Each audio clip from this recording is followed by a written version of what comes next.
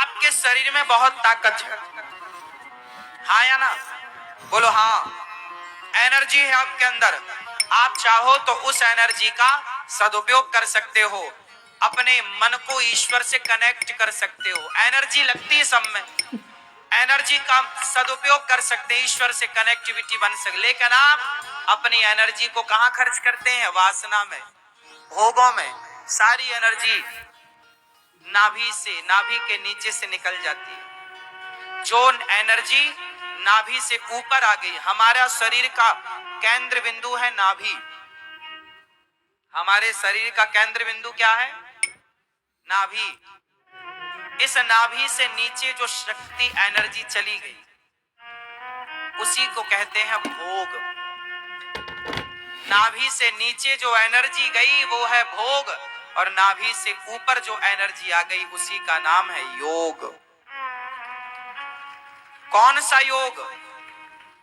योग का मतलब है उस परम योगेश्वर, यत्र योगेश्वरः कृष्णो, जो योगियों के योगी है कृष्ण, उस कृष्ण तक पहुंचना, अपने मन को कृष्ण में लगाना, यही है योग। ईश्वर से मन को जोड़ देना, यही योग है ना? आप अनुलोम विलोम को ही योग ना समझ लीजिएगा, वरना नाक पकड़े बैठे रहे। ईश्वर से कनेक्ट हो जाने का नाम योग है। इच्छाओं का त्याग कर देना ही योग है। इच्छाएं जिसके अंदर हैं, अभी वो योगी नहीं है। जिसके अंदर कोई इच्छा नहीं रह जाती, उसे योगी कहते हैं। ये तो योगी, ये कौन है? योगी है।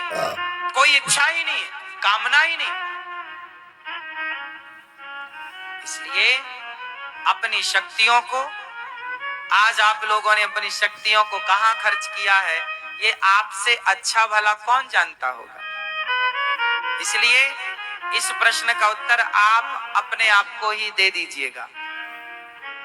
इसलिए बची हुई एनर्जी, बची हुई शक्ति को संभालिए, मन हटाइए भोगों से, भगवान में लगाइए, ब्रह्मचर्य का पालन कीजिए, ब्रह्मचारी बनिए। तो हम संसार में क्यों आए हैं?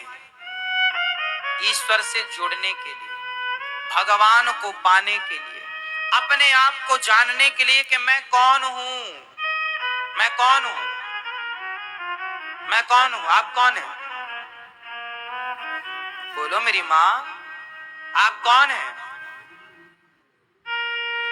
बोलो।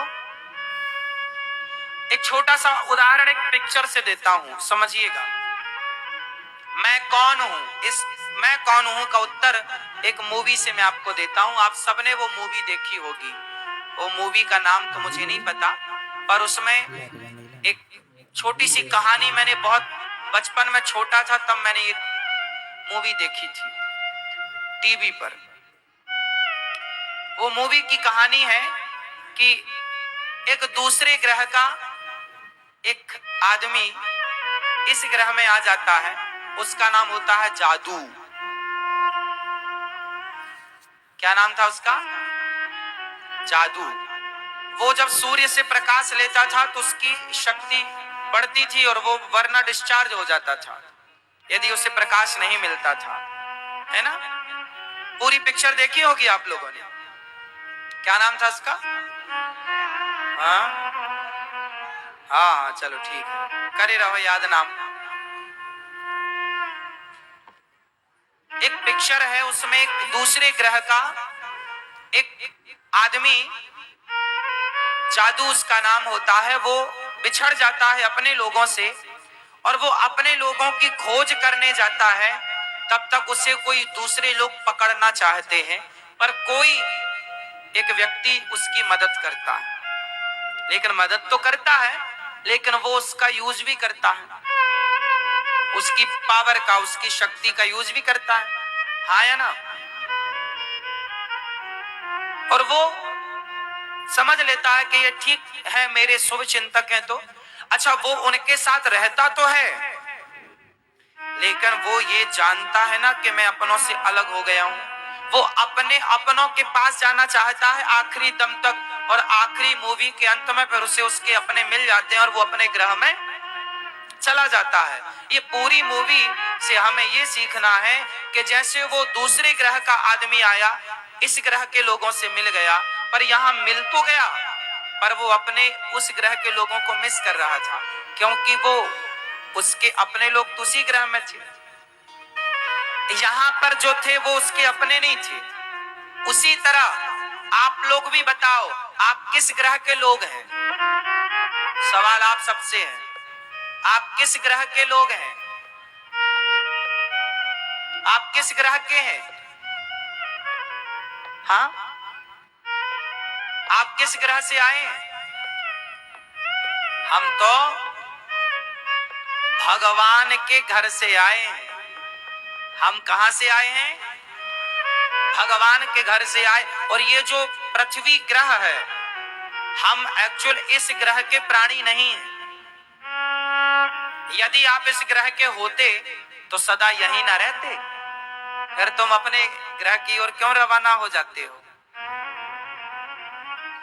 इसका मतलब वो जादू अपने ग्रह से अपने लोगों से बिछड़कर इन लोगों में मिल गया और अंत में फिर वो अपने ग्रह चला गया।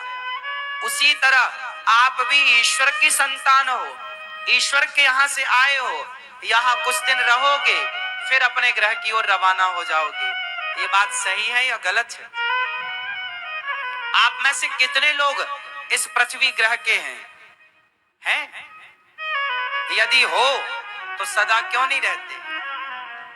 सदा रहो फिर। पर सदा ना रहा है, सदा ना रहेगा जमाना किसी का, है ना मेरी माँ? तो हम किस ग्रह के हैं? हम किसके हैं? हम वैकुंठ से आए हुए हैं। हम भगवान की संतान है, ईश्वर अंश। हम ईश्वर के अंश हैं। हम ईश्वर ही हमारे अपने हैं। वो जादू सबके साथ रहता है पर अपने को मिस करता है। इसलिए आप भी अपने कौन हैं? देखो ना, एक सिंपल फंडा समझो, सिद्धांत, साइंस का सिद्धांत समझो। विज्ञान का सिद्धांत कहता है कि पानी ऊपर से नीचे गिरता है, लेकिन एक चीज है जो नीचे से ऊपर की ओर जाती है। आप बताओ वो कौन सी चीज है जो नीचे से ऊपर की ओर जाती है? हाँ हाँ हाँ, क्या? आत्मा।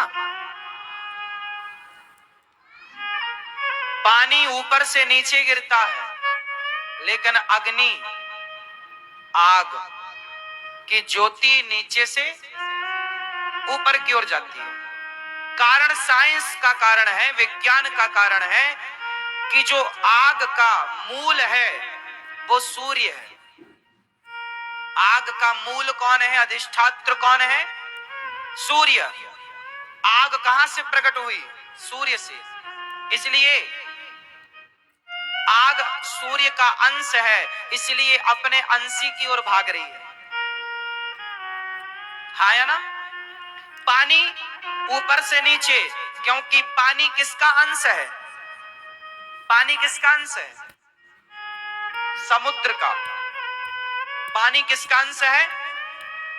इस धरती में कहीं भी पानी होगा, वो पानी समुद्र का ही होगा। समुद्र का भाप बना पानी, पानी बरसा, चाहे वो अमेरिका बरसे, जापान बरसे, लंदन बरसे, और वो गया समुद्र से ही है। वाष्पीकरण तो